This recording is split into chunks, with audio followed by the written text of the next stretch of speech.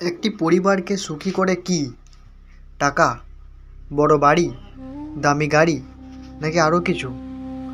আজকের দিনে আমরা অনেকেই মনে করি অর্থ থাকলেই সুখ আসে, কিন্তু বাস্তবতা কি তাই? আমরা প্রায়ই দেখি অনেক ধনী পরিবারেও অশান্তি, ঝগড়া ও মানসিক কষ্ট লেগেই থাকে। আবার এমন অনেক সাধারণ পরিবার আছে যেখানে হয়তো বিলাসিতা নেই, কিন্তু রয়েছে ভালোবাসা, শান্তি আর আনন্দ।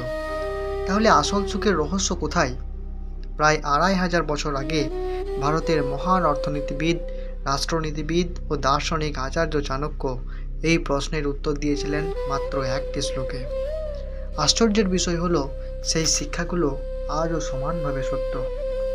আজকের এই ভিডিওতে আমরা জানব একটি আদর্শ পরিবারের প্রকৃত পরিচয় কী, কোন কোন গুণ একটি পরিবারকে স্বর্গের মতো করে তোলে, এবং কিভাবে আমরা সেই শিক্ষাগুলো নিজেদের জীবনে প্রয়োগ করতে পারি।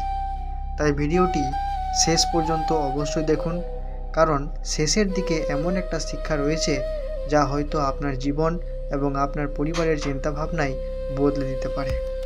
তাহলে চলুন আগে শ্লোকটা শুনে নিই। সানন্দং সদনং সুতাশ্চ সুধিয় কান্তা প্রিয়লাপিনী ইচ্ছাপূর্তিধনং স্বয়সিতিরতি সাজ্ঞাপড়া সেবকা আতিথ্যং শিবপূজনং প্রতিদিনং মিষ্টান্নপানং গৃহে সাধু সঙ্গুপাবসতে চ সততং ধন্য গৃহস্থাশ্রম।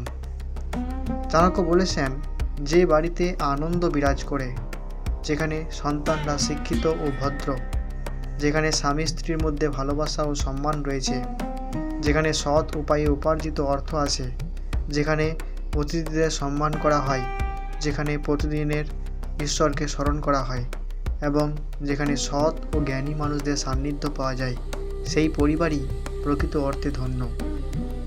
চাণক্য প্রথমেই অর্থ বা সম্পদের কথা বলেননি। তিনি বলেছেন, একটি ঘরের সবচেয়ে বড় সম্পদ হলো সেই ঘরের আনন্দ। একটি বাড়িতে যদি সারাক্ষণ ঝগড়া, রাগ, অহংকার এবং অশান্তি থাকে, তাহলে সেই বাড়ি যতই বড়ই হোক না কেন, সেখানে কেউ শান্তি পাবে না।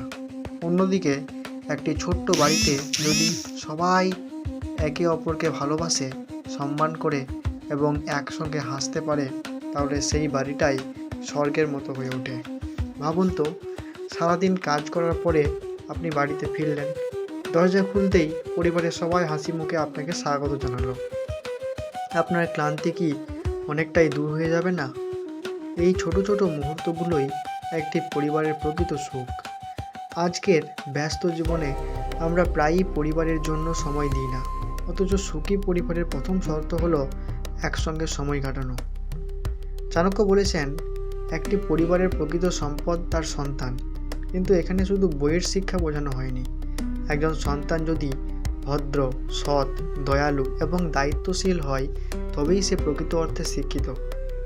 আজ আমরা অনেক সময় শুধু নম্বরের পিছনে ছুটি, কিন্তু নম্বরের চেয়ে চরিত্র অনেক বেশি গুরুত্বপূর্ণ। একজন সন্তান যদি বড় হয়ে সমাজের উপকার করে, বাবা মায়ের সম্মান রক্ষা করে এবং সৎ পথে চলে, তাহলে সেটাই পরিবারের সবচেয়ে বড় গর্ব। মহাত্মা গান্ধী একবার বলেছিলেন, চরিত্র হারালে সব হারায়। এই কথার মধ্যেই লুকিয়ে আছে চাণক্যের শিক্ষার সারাংশ। তাই বাবা মায়ের উচিত সন্তানকে শুধু পড়াশুনো নয়, সততা, নম্রতা এবং মানবিকতাও শেখানো।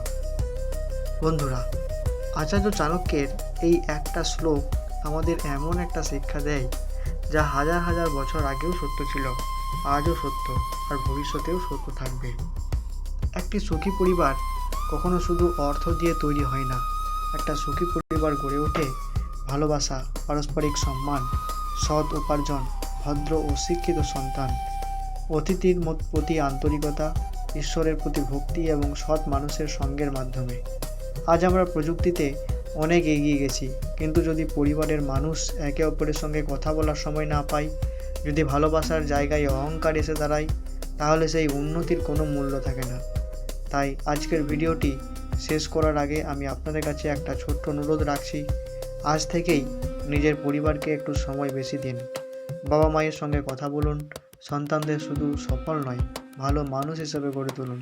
সম্পর্কের মধ্যে ভালোবাসা ও সম্মান ফিরিয়ে আনুন, কারণ একটা সুন্দর পরিবারই একটা সুন্দর সমাজের ভিত্তি। মনে রাখবেন, ধন মানুষকে ধনী করে, কিন্তু চরিত্র মানুষকে মহান করে। আর চাণক্যের ভাষায়, যে পরিবারের নীতি, ভালোবাসা ও সততা রয়েছে সেই পরিবারই প্রকৃত অর্থে ধন্য। আপনি যদি এই ভিডিও থেকে নতুন কিছু শিখে থাকেন তাহলে ভিডিওটি একটি লাইক দিয়ে আপনার মতামত কমেন্টে লিখে জানান এই শ্লোকের কোন শিক্ষাটি আপনার সবচেয়ে বেশি ভালো লেগেছে।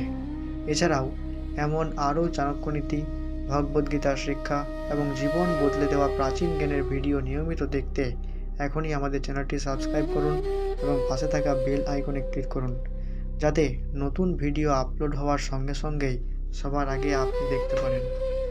আপনার একটি লাইক, একটি কমেন্ট এবং একটি শেয়ার হয়তো এই অমূল্য শিক্ষাকে আরও হাজারো মানুষের কাছে পৌঁছে দিতে পারে। আজকের মতো এখানেই বিদায় নিচ্ছি। সুস্থ থাকুন, ভালো থাকুন, পরিবারকে ভালোবাসুন এবং চাণক্যের নীতিকে জীবনের পথে অনুসরণ করুন। ধন্যবাদ। আবার দেখা হবে পরবর্তী ভিডিওতে নতুন একটি চাণক্য নীতি এবং নতুন জীবনের শিক্ষা নিয়ে। নমস্কার।